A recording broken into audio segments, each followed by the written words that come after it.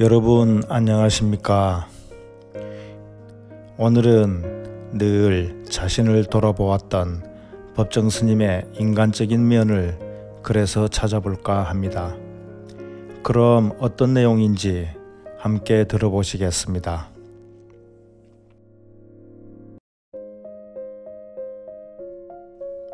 온화한 얼굴, 상냥한 말씨. 비계이자 개울물 소리가 한층 여물어졌다. 밤낮으로 쉬지 않고 흐르는 저 개울물 소리에 귀를 모으고 있으면 내 안에 묻은 먼지와 때까지도 말끔히 씻겨지는 것 같다. 개울가에 산목련이 잔뜩 꽃망울을 부풀리고 있다. 한 가지 꺾어다 식탁 위에 놓을까 하다가 그만두었다. 갓 피어나려고 하는 꽃에게 차마 못할 일 같았어다. 철 따라 꽃이 피어나는 이 얼마나 놀라운 질서인가. 그것은 생명의 신비가 아닐 수 없다. 꽃이 피어나는 것은 누구를 위해서가 아니다. 꽃의 전기를 머금고 있는 나무가 스스로의 충만한 삶을 안으로 다스리다가 더 견딜 수 없어 마침내 밖으로 터뜨리는 것이다. 자연계에서 보면 꽃은 향기로운 미소다. 칙칙한 수목들만 있고 꽃을 피우는 나무나 풀이 없다면 숲은 미소를 잃은 얼굴처럼 삭막하고 재미없을 것이다. 미소를 잃은 얼굴은 살아있는 삶의 얼굴이 아니다. 나무 앞에서 그럴 만한 분위기도 아닌데 해프게 웃는 것은 오히려 천박해지기 쉽다.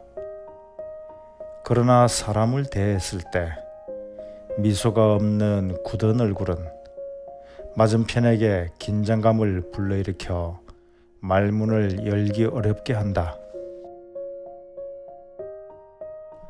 지난 겨울 한 여행지에서 나는 이 굳은 얼굴을 보고 스스로 크게 뉘우친 적이 있다.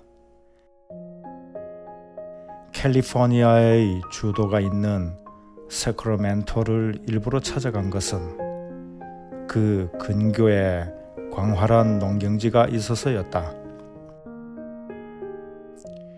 미국이 우리에게 쌀 시장을 개방하라고 기회 있을 때마다 압력을 가해오는 것을 보고 도대체 그들의 쌀 농사가 어떤 규모로 지어지기에 그토록 극성인가 싶어서였다.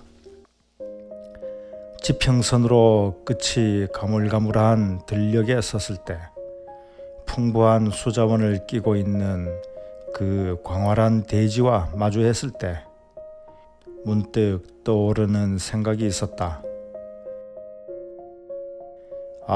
이 땅은 어느 특정인이나 한 나라의 소유가 아니라 인류 공유의 농경지로구나 싶었다.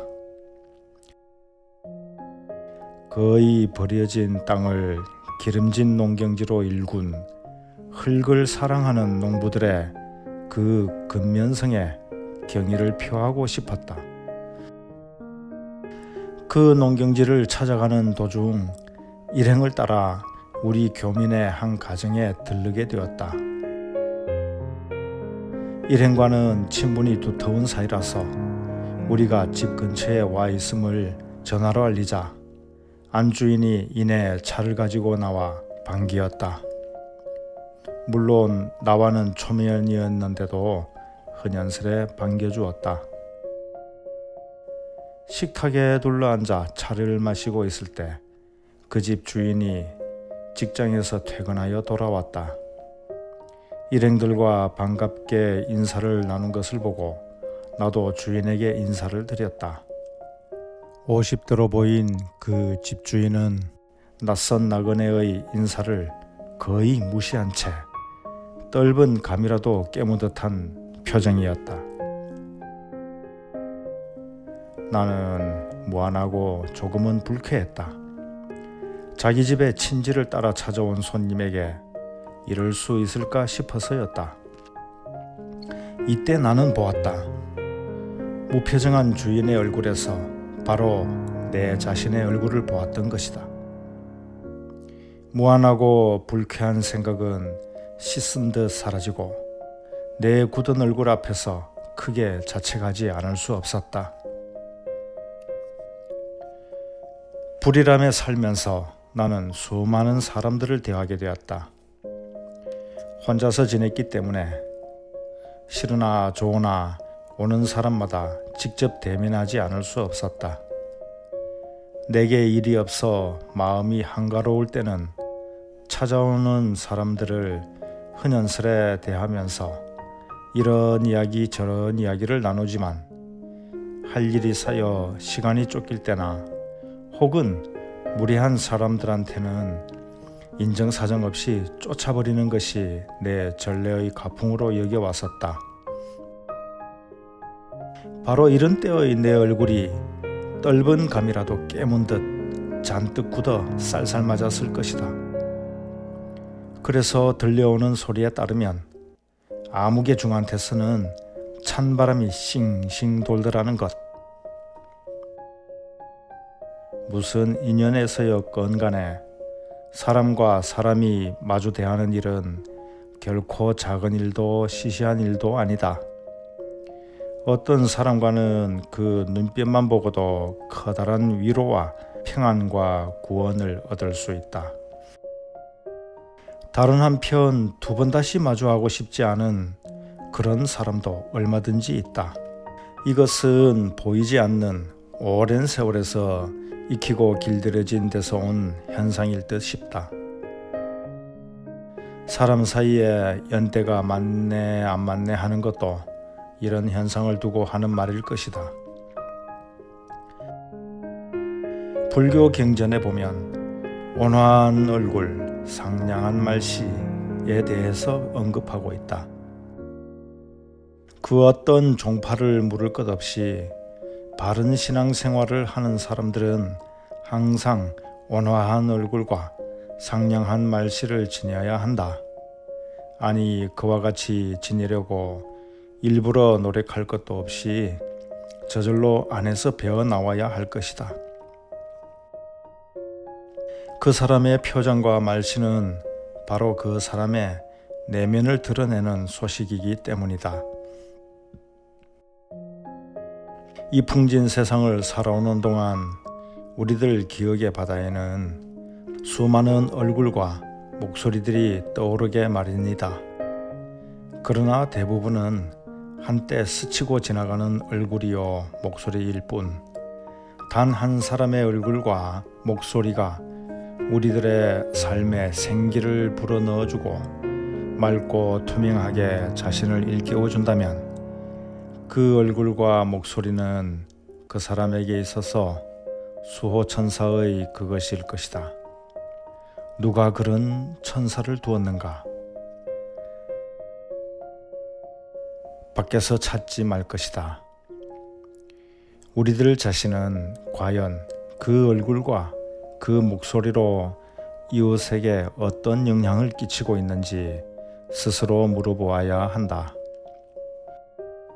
우리가 나그네가 되어 여행을 떠나는 것은 새삼스레 구경거리를 찾아 나서는 것은 아니다. 관광과 여행은 본질적으로 다르다. 관광은 흥청거리는 소비이지만 여행은 삶의 탐구다. 일상의 굴레에서 훨훨 떨치고 벗어남으로써 온갖 소유로부터 해방됨으로써 아무것도 걸치지 않은 자신의 참모습 앞에 마주서는 것이다. 둘레의 사물은 곧 내 자신을 비추는 거울. 그 거울 앞에서 내 얼굴과 말씨가 어떤 것인지 스스로 되돌아볼 수 있다면 여행은 자기 탐구의 길이다. 그때 그 굳은 얼굴이 나를 끝없이 되돌아보게 한다. 그게 바로 나를 일깨워준 선지식의 얼굴이었음을 뒤늦게 알아차렸다. 온화한 얼굴과 상냥한 말씨가 이웃을 구원한다.